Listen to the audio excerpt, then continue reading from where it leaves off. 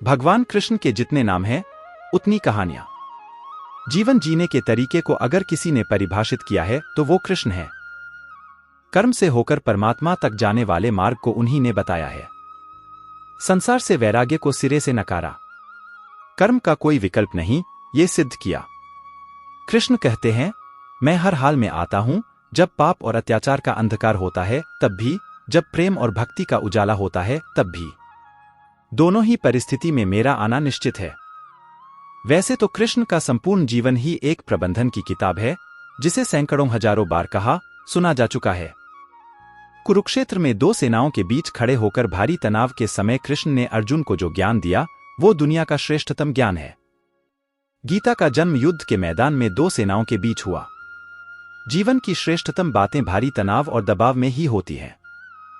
अगर आप दिमाग को शांत और मन को स्थिर रखने की कोशिश करें तो सबसे बुरी परिस्थितियों में भी आप अपने लिए कुछ बहुत बेहतरीन निकाल पाएंगे। ये कृष्ण सिखाते हैं। गीता पढ़ने से पहले अगर इसी बात को समझ लिया जाए तो गीता पढ़ना सफल हुआ। कृष्ण का जीवन ऐसी ही बातों से भरा पड़ा है, जरूरत है नजरिए की। उनका जीवन आपके लिए माइथोलॉजी का एक हिस्सा मात्र भी हो सकता है और आपका पूरा जीवन बदलकर रख देने वाला ज्ञान भी। आवश्यकता हमारी है, हम उनके जीवन से लेना क्या चाहते हैं। कृष्ण मात्र कथाओं में पढ़ा या सुना जाने वाला पात्र नहीं है, वो चरित्र और व्यवहार में उतारे जाने वाले देवता है। कृष्ण से सीखें कैसे जीवन को श्रेष्ठ बनाया जाए। 10 बातें हैं जो अगर व्यवहार में उतार लीं तो सफलता निश्चित मिलेगी। एक शुरू से अंत तक जीवन संघर्ष ही है। कारागृह में जन्मे कृष्ण, पैदा होते ही रात में यमुना पार कर गोकुल ले जाया गया। तीसरे दिन पुतना मारने आ गई। यहां से शुरू हुआ संघर्ष देह त्यागने से पहले द्वारिका डुबोने तक रहा। कृष्ण का जीवन कहता है, आप कोई भी हों, संसार में आए हैं तो संघर्ष हमेशा रहेगा। मानव जीवन में आकर परमात्मा भी सांसारिक चुनौतियों से बच नहीं सकता। कृष्ण ने कभी किसी बात की शिकायत नहीं की, हर परिस्थिति को जिया और जीता। कृष्ण कहते हैं, परिस्थितियों से भागो मत, उसके सामने डटकर खड़े हो जाओ, क्योंकि कर्म करना ही मानव जीवन का पहला कर्तव्य है। हम कर्मों से ही परेशानियों से जीत सकते हैं। 2 स्वस्थ शरीर से ही विजय है। कृष्ण का बचपन माखन मिश्री खाते हुए गुजरा। आज भी भोग लगाते हैं हम, लेकिन यह संकेत कुछ और है। आहार अच्छा हो, शुद्ध हो, बल देने वाला हो। बचपन में शरीर को अच्छा आहार मिलेगा तो ही इंसान युवा होकर वीर बनेगा। शरीर को स्वस्थ रखना है तो बचपन से ध्यान देने की जरूरत है। ये पेरेंटिंग के दौर से गुजर रहे युवाओं के लिए बड़ा मैसेज है। अपने बच्चों को ऐसा खाना दें जो उनको बल दे, सिर्फ स्वाद के लिए ही ना खिलाएं। तभी वे बड़े होकर स्वयं को और समाज को सही दिशा में ले जा पाएंगे। 3 पढ़ाई किताबी ना हो, रचनात्मक हो। कृष्ण ने अपनी शिक्षा मध्य प्रदेश के उज्जैन में सांदीपनी ऋषि के आश्रम में रहकर पूरी की थी। कहा जाता है 64 दिन में उन्होंने 64 कलाओं का ज्ञान हासिल कर लिया था। वैदिक ज्ञान के अलावा उन्होंने कलाएं सीखीं। शिक्षा ऐसी ही होनी चाहिए जो हमारे व्यक्तित्व का रचनात्मक विकास करे। संगीत, नृत्य, युद्ध सहित 64 कलाओं कृष्ण के व्यक्तित्व का हिस्सा हैं। बच्चों में कोरा ज्ञान ना भरें, उनकी रचनात्मकता को नए आयाम मिलें, ऐसी शिक्षा व्यवस्था हो। 4 रिश्तों से ही जीवन है, बिना रिश्तों के कुछ नहीं। कृष्ण ने जीवन भर कभी उन लोगों का साथ नहीं छोड़ा जिनको मन से अपना माना। अर्जुन से वे युवावस्था में मिले, ऐसा महाभारत कहती है, लेकिन अर्जुन से उनका रिश्ता हमेशा मन का रहा।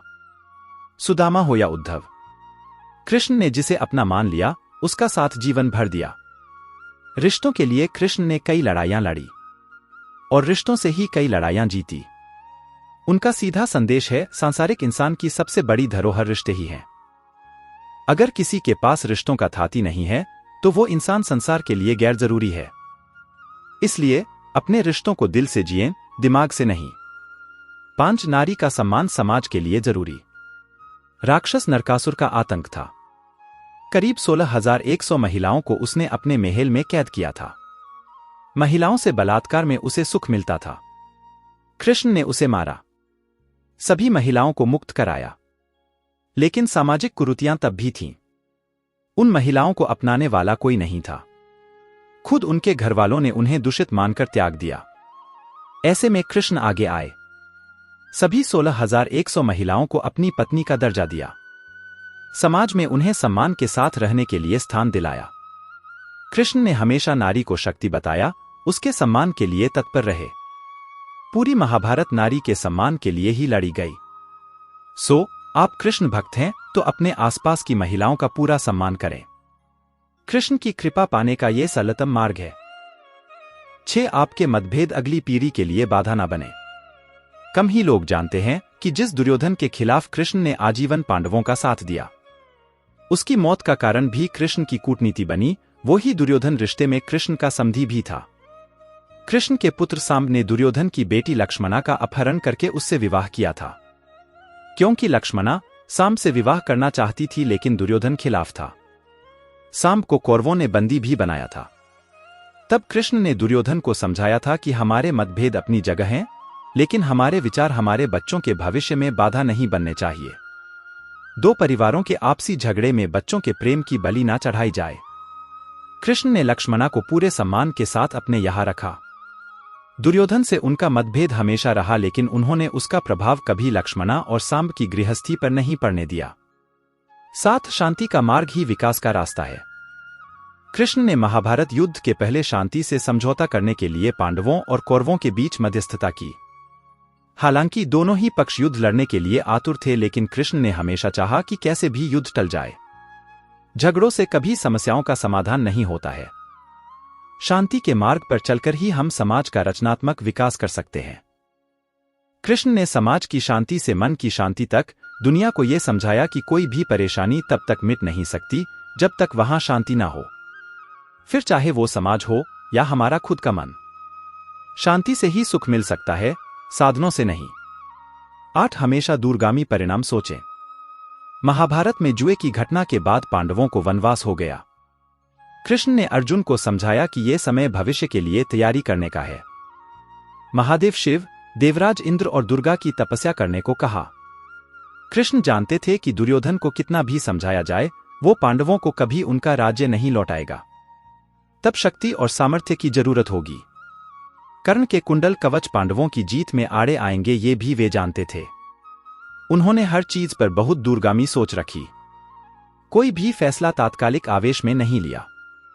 हर चीज के लिए आने वाली पीढ़ियों तक का सोचा। यही सोच समाज का निर्माण करती है।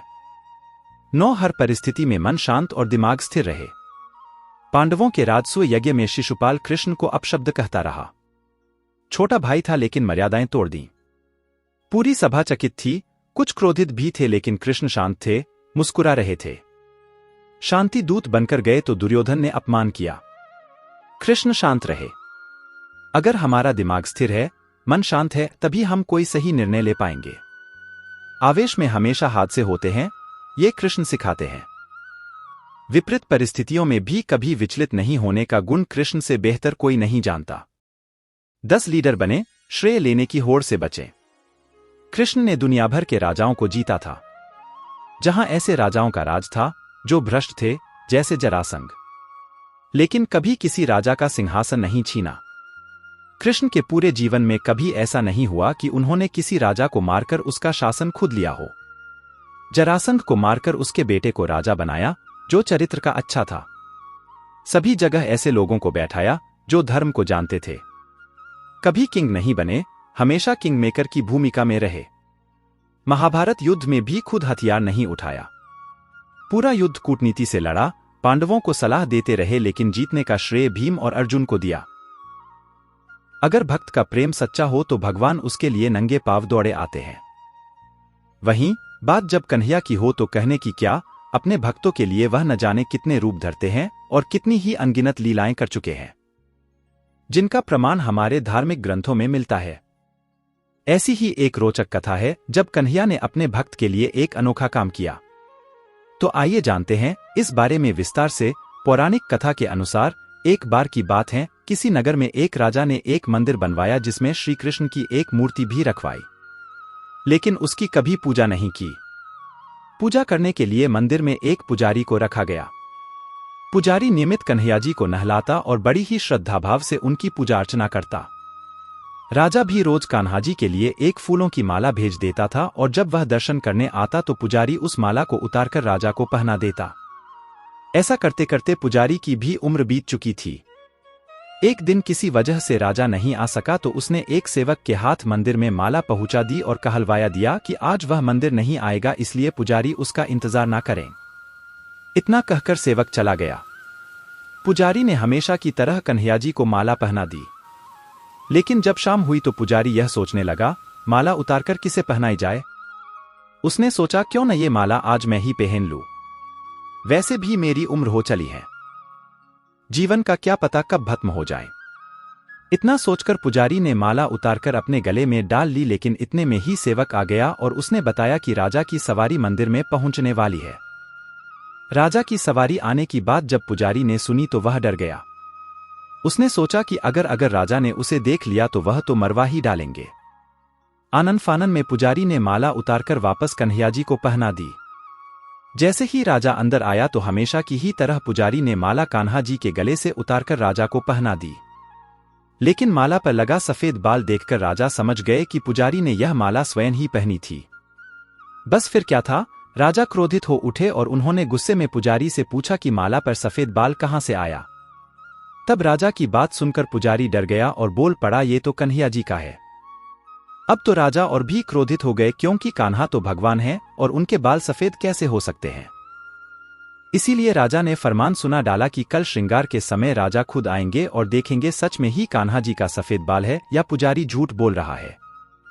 उन्होंने कहा कि अगर पुजारी ने झूठ बोला होगा तो उसे फांसी दे दी जाएगी। राजा का फरमान सुनकर पुजारी का बुरा हाल हो गया। उसने सोचा अब क्या करें, कहां जाए, अब तो उसका मरना तय है। तब रोते रोते वह भगवान की शरण में पहुंचा और उनसे कहा कि हे केशव, मुझसे झूठ बोलने का अपराध तो हुआ है, लेकिन हो सके तो मुझे क्षमा कर दें और राजा से रक्षा करें। पुजारी ने कहा कि हे माधव, आपकी सेवा करते करते करते मैं वृद्ध हो चुका हूं, अब आप मुझे माफ कर दीजिए, ऐसी गलती दोबारा नहीं होगी। यही कहते कहते पुजारी की न जाने कब आंख लग गई और उसकी आंख तब खुली जब सुबह हो चुकी थी। उधर सुबह होते ही राजा भी आ गया और कहने लगा आज कान्हा जी का श्रृंगार वह खुद करेगा। ऐसा कहकर जैसे ही राजा ने कान्हा जी का मुकुट उतारा तो देखा कि श्री कृष्ण के तो सारे बाल ही सफेद हैं। लेकिन राजा को फिर भी यकीन नहीं हुआ। उसे लगा कि फांसी के डर से पुजारी ने ही बालों को रंग दिया होगा। राजा ने सोचा कि क्यों न कन्हैया जी का एक बाल तोड़कर देखा जाए। इसके बाद राजा ने कान्हा जी का एक बाल तोड़ लिया। लेकिन जैसे ही बाल टूटा कन्हैया के सिर से खून की धारा बहने लगी। यह देखकर राजा भगवान के चरणों में गिरकर माफी मांगने लगा।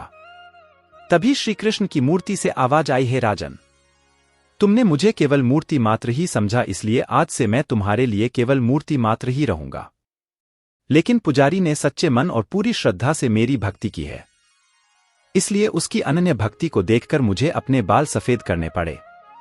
कन्हैयाजी ने कहा कि भक्ति में कभी भी संशय नहीं होना चाहिए और सच्चे भक्त की लाज तो मैं कभी जाने ही नहीं देता।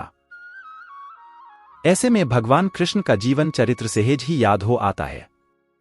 मथुरा की एक कैद में माता देवकी के गर्भ से जन्मे कृष्ण ने अपने आचरण से मानव जाति के सामने कई ऐसे उदाहरण रखे जो जीने की राह दिखाते हैं। ऐसा ही एक उदाहरण है उनके रणछोड़ बनने का। जी हां, एक बार कृष्ण भी युद्ध को बीच में ही छोड़कर मैदान से भाग गए थे, फिर भी शत्रु का वध हुआ और हजारों निर्दोष नागरिकों की सुरक्षा हुई। यह है कृष्ण के रणछोड़ बनने की कहानी। भगवान श्री कृष्ण का जन्म कंस का वध कर समस्त पृथ्वी लोक को उसके अत्याचारों से मुक्त कराने हेतु हुआ था। किशोरावस्था में ही वह गोकुल से मथुरा आ गए तथा दुष्ट कंस का वध किया। कंस की मृत्यु से दुखी उसके श्वशुर जरासंध ने एक विशाल सेना लेकर मथुरा पर आक्रमण कर दिया। इस आक्रमण में उसके साथ शिशुपाल और कालेवन जैसे शक्तिशाली राजा भी शामिल थे। जल्दी ही सेना मथुरा जा पहुंची और मथुरा की राजसभा में कृष्ण तथा बलराम को सेना को सौंपने का संदेश भेजा गया। इस युद्ध को टालने तथा मथुरा के निर्दोष नागरिकों को बचाने के लिए कृष्ण ने रातों रात वहां से सैकड़ों किलोमीटर दूर समुद्र में एक नई नगरी द्वारिका का निर्माण करवाया। अपनी माया से उन्होंने समस्त नागरिकों, उनके पशुओं तथा संपत्ति को नींद में ही नई नगरी में पहुंचा दिया। अगले दिन सूर्योदय के समय कृष्ण तथा बलराम जरासंध की सेना के सामने जा पहुंचे और उसे लड़ने के लिए चुनौती दी। जैसे ही जरासंध और दूसरे राजाओं ने कृष्ण को मारने के लिए शस्त्र उठाए, दोनों भाई भागने लगे। उन भाइयों के पीछे जरासंध तथा कालेवन जैसे राजा भी भागने लगे। कुछ ही देर में दोनों भाई बहुत आगे निकल गए और उनके पीछे केवल मात्र कालेवन रह गया। उसे देवताओं ने वरदान दिया था कि उसकी हत्या किसी अस्त्र या शस्त्र से नहीं होगी। ऐसे में वह निर्भीक था और लगातार कृष्ण का पीछा करते करते एक गुफा में जा पहुंचा। गुफा में राजा मुचुकुंद सो रहे थे, जिन्हें इंद्रदेव ने वरदान दिया था कि जो भी उन्हें उठाएगा वह उनके देखते ही जलकर भस्म हो जाएगा। वहां पहुंचकर कृष्ण ने सोए हुए मुचुकुंद पर अपना पीतांबर डाल दिया और स्वयं छिप गए। कालेवन भी वहां जा पहुंचा और सोए हुए राजा मुचुकुंद पर पीतांबर देख उन्हें ही कृष्ण समझ बैठा। उसने मुचुकुंद को उठाने के लिए लात मारी, जिसके कारण उनकी निद्रा खुल गई और उनके देखते ही कालेवन वहीं पर जलकर भस्म हो गया। तत्पश्चात कृष्ण ने राजा मुचुकुंद को अपने चतुर्भुज स्वरूप में दर्शन दिए और उन्हें मोक्ष पाने का वरदान दिया। वहीं दूसरी ओर जरासंध और बाकी राजा पूरी तरह से खाली मथुरा देखकर वापस लौट गए। युद्ध से भागकर कृष्ण ने रखा देवताओं के वरदान का मान। कृष्ण चाहते तो स्वयं भी कालेवन और अन्य अधर्मी राजाओं का वध कर सकते थे, परंतु देवताओं के दिए वरदान का मान रखने के लिए ही उन्होंने कालेवन को राजा मुचुकुंद के हाथों मरवाया। इसी तरह बाद में जरासंध का वध पांडुपुत्र भीम के हाथों करवाकर भूधरा का भार कम किया। इस तरह कृष्ण ने दिया दुनिया को उदाहरण। इस कहानी के बाद कृष्ण के नाम के साथ हमेशा के लिए रणछोड़ जोड़ दिया। कृष्ण की इस कहानी से सीख मिलती है कि अनावश्यक ताकत का प्रदर्शन नहीं कर बुद्धिबल से काम लेना चाहिए। इस तरह हम अपनी शक्ति को खर्च होने से रोक सकते हैं और बड़े से बड़े संकट का भी सामना कर सकते हैं। तो आज के लिए इतना ही, फिर मिलेंगे नेक्स्ट वीडियो में।